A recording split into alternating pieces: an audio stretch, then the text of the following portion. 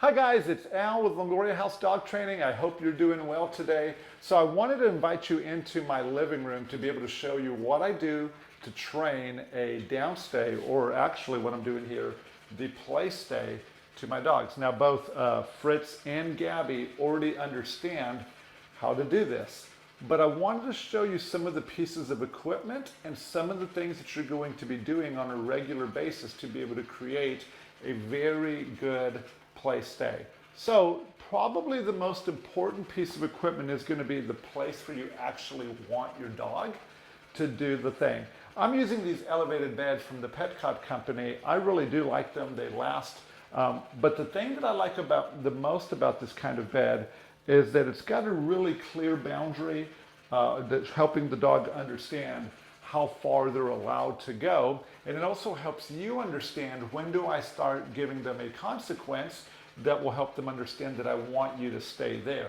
And so that's an important part. The other part that you need, okay, you also need a slip leash, okay? So with your slip leash, okay, just a very basic dog training tool.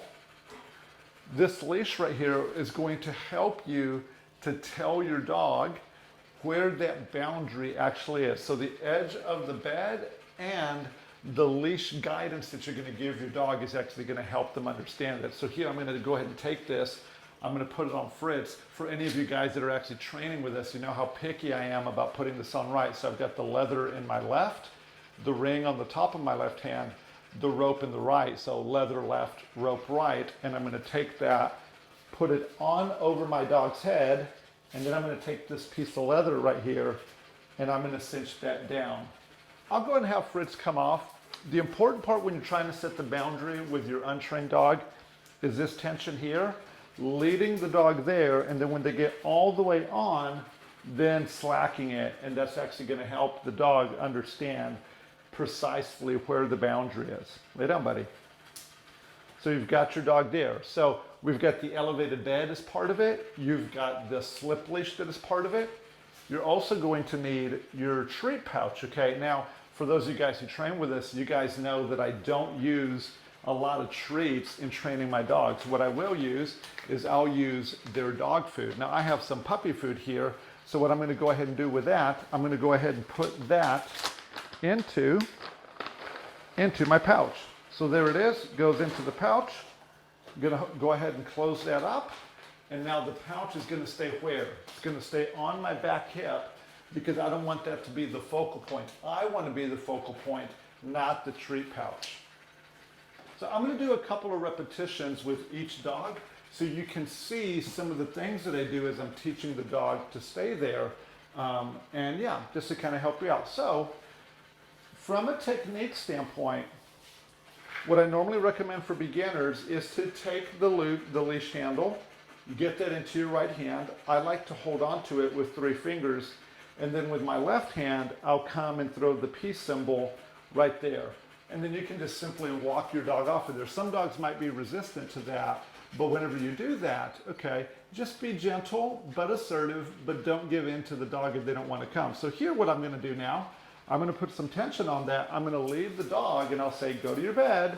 Right as the dog gets on, slack it. And then if you want to use a clicker, if you want to use a moment marker, all that's good. But then you would reach back into your pouch and then you would go ahead and feed your dog. So that's one particular repetition for that. Let me show you with Gabby. I'm going to walk her right off. Okay, I could have used the command there, but I really just want to emphasize how to go to the bed. Got my leash. I'm going to pressure it. I'm going to say, go to your bed. She gets there, I slack it, and then I'm going to come back here, and I'm going to end up rewarding her. Good girl, Gabby. I didn't use any food to tell her what to do, but I used the taste of the food to help the dog understand what it is that I wanted. I can go ahead and can use my leash, I could lure the dog, or I can give a voice command if my dog is far long enough to understand that I want them down. Lay down. At that point, she does it. Good girl.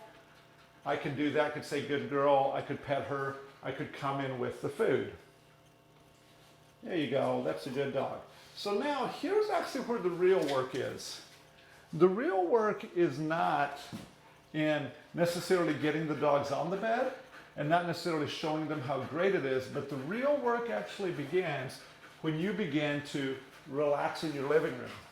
So you're relaxed and they're having to stay.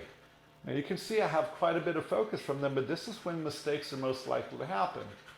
One of the things that I see us doing from time to time as we're training this, when you have the mentality that I'm in the training session, we tend to sit like this, like an umpire watching a baseball game. And I really want to encourage you that whenever you begin to do your place training with your dog, that you actually just chilled out, relax, and then when you see what you like, you can use a clicker. I'm going to use the word good to tell them that that's what I wanted them to do. So here we go. Good. And then I get up and I walk back. I feed my dogs. Good boy, Fritz. That's a good boy. I come over and then I feed Gabby. Good girl. That's a good girl. I walk away.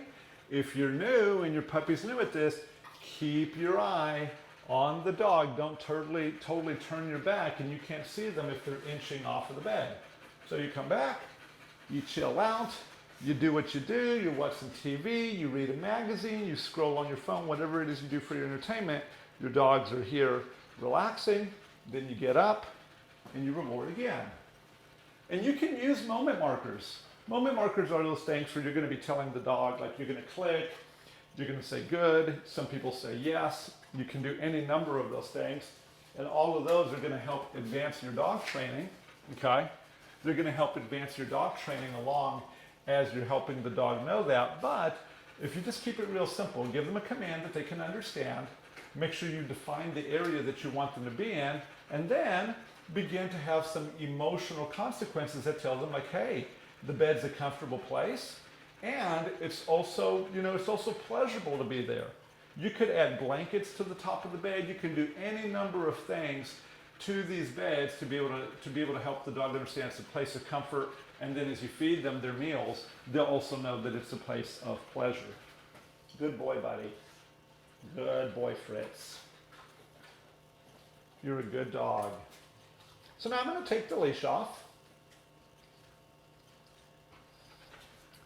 I'll take the leash off of both of them. I'm going to kind of do some random things for a second to see how they work. Taking the leashes off.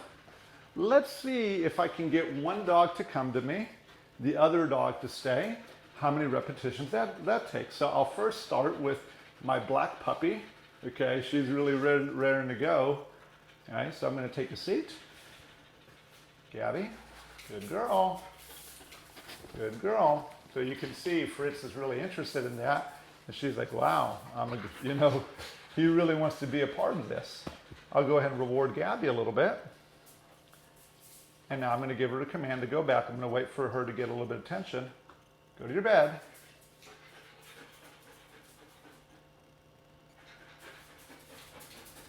Good dog. Lie down. Good girl. Fritz. Good boy, buddy. So there we go. I had to stay patient with her. You saw that she's, no ma'am, go to your bed. And that's where you really want to work with your dog so that way they can understand what it is that you want. Look how patient I'm being with them. They make mistakes. It's cool. You can grab the collar. They're both anticipating what I want them to do. Go to your bed, Fritz. And so right there, you got to be real careful. There were some mistakes made, right? The dogs made mistakes. And we might want to be like, oh, it's not that big a deal. Well, it's not. But you don't want to put any reward there. Look how much Gabby is pushing that boundary. This is something that we work with her all the time because she's very pushy. Lie down. She is smart. And I want to wait just a moment after my command here before I begin rewarding again. When the dog's made mistakes, if you put reward too close to that, you're going to increase the likelihood of the dog making mistakes again. So we'll reward Fritz. I'm going to make her hold it a little bit while I spend some time with him. Okay, now we'll go back. The leash would have obviously made that whole part right there a lot easier, but I'll tell you what, your leash and your patience go hand in hand. If you can be patient and you can help the dogs understand what you want, that's a good thing. The leash works really well around distractions because you have physical control of the dog, but the more you work these skills, the less that you're going to have to do that. Admittedly, I haven't worked this skill a whole bunch with the dogs. They both know their places, but I normally don't stand here talking to a camera, talking to you, while I do this. So it is different for them, but as I begin to practice this, we're gonna see that the dogs are only gonna get better and better. Well, let me just kind of walk you through this exercise one more time, and then we'll wrap up, guys. So the things that you want in the beginning, okay, you want to use a slip leash, okay, on your dog. It needs to be fitted properly on them. You're going to need an elevated bed. You're also going to need your treat pouch. You're going to need their food, and you're going to need some patience. And as you do this, what you're trying to show the dog is just three simple things. What happens when you get on, and I told you to the first time, what happens when you lie down and you stay down, and that's the reward that we routinely and randomly come back to give the dog. And then also what happens when you make a mistake. Some mistakes you can just ignore, but if they're continuously making the mistake, then you want to use your leash to redefine where the boundary is. Well, hey, I hope that's been very helpful for you. If there's ever anything that you want to see or me demonstrate, I'm more than happy to do that for you guys. Again, my name's Al. I'm with Longoria House Dog Training in Houston, Texas. Hey, have a fantastic day, and we'll talk to you soon. Bye.